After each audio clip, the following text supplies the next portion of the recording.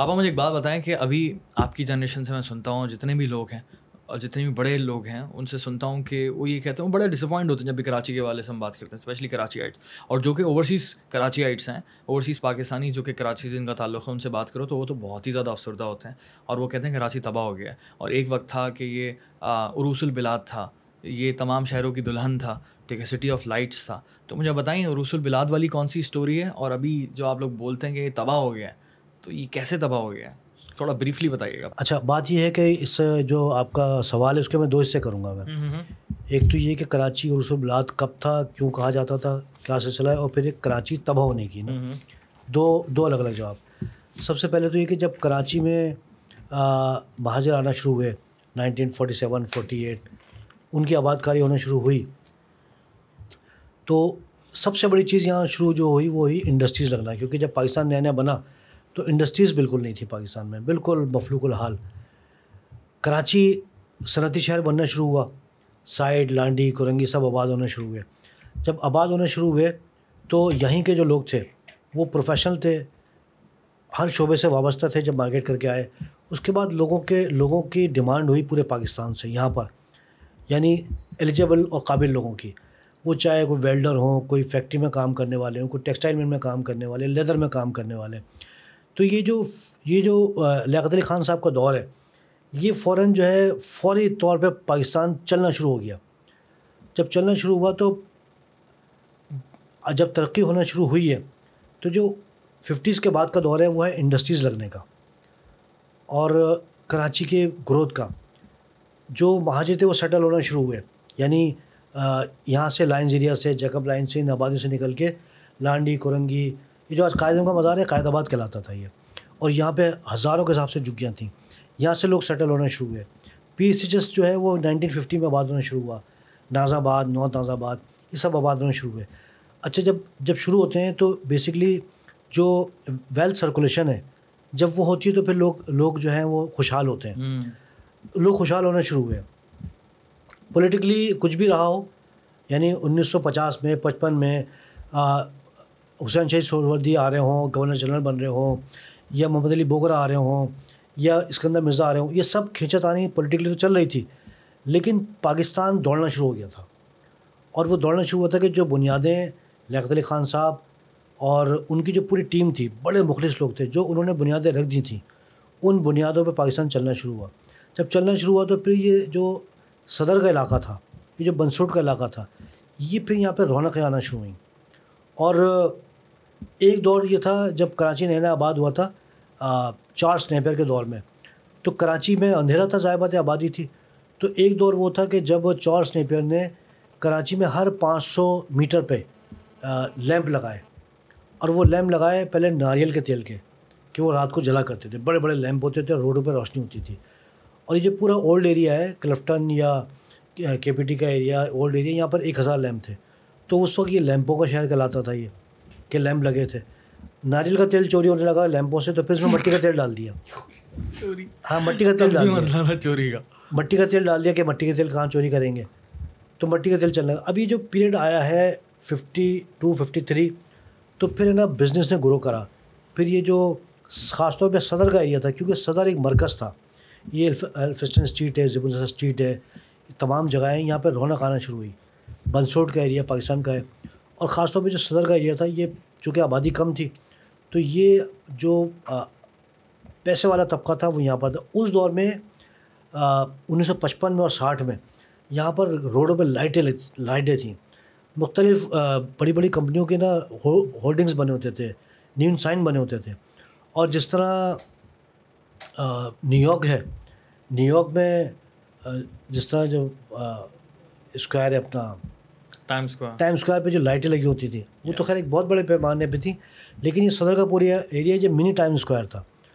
اور جو اطراف کے علاقے تھے, پارٹی کلچر کا بھی تو بتا دیں پاپا. ہاں, وہ سارا پارٹی کلچر بھی تھا. اب آپ دیکھیں نا کہ کلب بن گئے تھے, پارٹیاں ہو رہی تھیں, اور جو شاہراہیں بھی تھیں.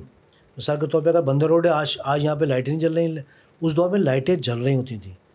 اس وقت جتنا بھی شہر تھا, یعنی گرو مندر تک تھا یا جمشید روڈ تک تھا, وہاں پہ کوئی کھمبا ایسا نہیں تھا جس پہ لائٹ نہ جل رہی ہو. ایک تو لائٹیں جل رہی ہوتی تھیں مارکیٹوں میں, اور جامع کلات میں, صدر میں, اور ایک روڈوں پہ. جب یہ لوگوں نے دیکھا تو 1960s میں جب یہ پیک پہ پہنچا ہے تو پھر اس کو کہا کہ عروس البلاد. اب عروس البلاد کا خطاب کس نے دیا؟ کہا جاتا ہے کہ اخباروں نے لکھنا شروع کرا. تو یہ وہ دور تھا عروس البلاد کا, کہ واقعی دور کا تھا. میں نے کہا کہ جیسے پولیٹیکل معاملے جو چل رہے تھے ایوب خان کے ماشاء اللہ دیگر معاملات وہ الگ تھے, لیکن چونکہ عروس البلاد کا مطلب شہروں کی دلہن. شہروں کی دلہن. اوکے. اچھا, لوگ کچھ یہ پوچھتے ہیں کہ دلہا کیوں نہیں کہتے, یعنی دلہا کیوں نہیں کہتے, دلہن کیوں کہتے ہیں؟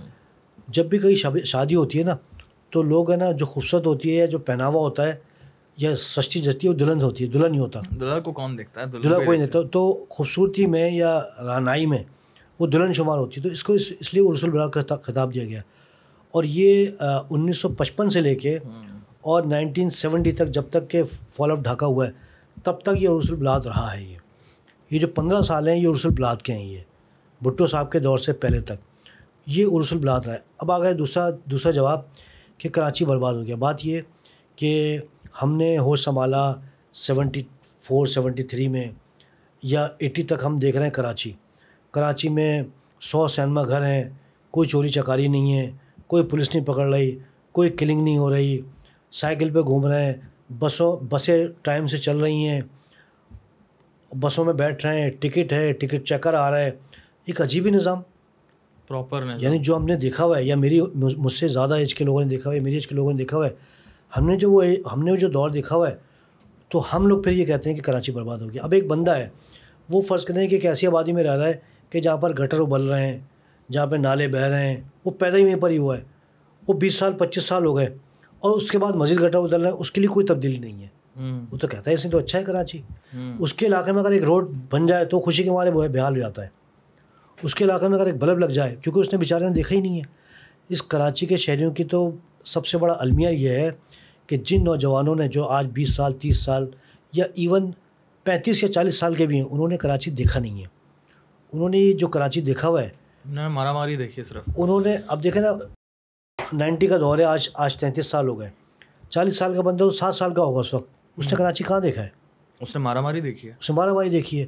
لیکن وہ تھوڑا سا اس نے اگر پیریڈ دیکھ لیا مصطفیٰ کمال صاحب کا, خوش ہو جاتا ہے, ارے بھائی فلائی اوور بن رہا ہے. لیکن وہی نہیں دیکھتا کہ دہلی کہاں چلا گیا, وہی نہیں دیکھتا کہ بینکاک کہاں چلا گیا. اس حوالے سے جو ہماری ایج کے جو لوگ ہیں وہی کہتے ہیں کہ کراچی تباہ ہو گیا, یہ کراچی برباد ہو گیا, پوری اپرچونیٹی مس ہو گئی نا, دبئی بن گیا ہمارے سامنے. اب مثال کے طور پہ پھر سوال یہ کہ بھائی اگر کراچی تباہ ہو گیا تو لوگ یہاں پہ کیوں آ رہے ہیں؟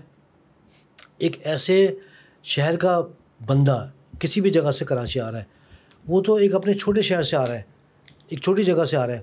اب ایک شہر سے بندہ یہاں پر آیا اور میں نے جو ہے جو کریم یا اوبر ہوتی ہے وہ میں نے کی, اور میں نے اس سے ڈرائیور سے پوچھا, میں جگہ کا نام نہیں بتا رہا, میں نے اس سے کہا کہ آپ کہاں سے آئے؟ اس نے کہا جی میں فلاں جگہ سے آیا. تو میں نے کہا کہ اچھا یہ بتاؤ کہ آپ کو نا کراچی کیسا لگا؟ تو کہتا ہے کہ انکل میں جب کراچی آیا تو میں ایک چیز سنی میں نے اپنے شہر میں, وہ بھی شہر میں رہتا ہے, وہ میں فرق بتا رہا ہوں کہ فرق جنریشن کا کیا ہوتا ہے. تو میں نے کہا اچھا, اس نے شہر کا نام بتایا. تو میں نے کہا جی کیا شہر میں دیکھا؟ کہتے جب میں شہر میں لوگ کراچی سے گئے تو کہنے لگے بھائی کراچی میں تو نالیاں ہی نہیں ہوتی. تو کہہ رہے ہم لوگ پریشان ہو گئے.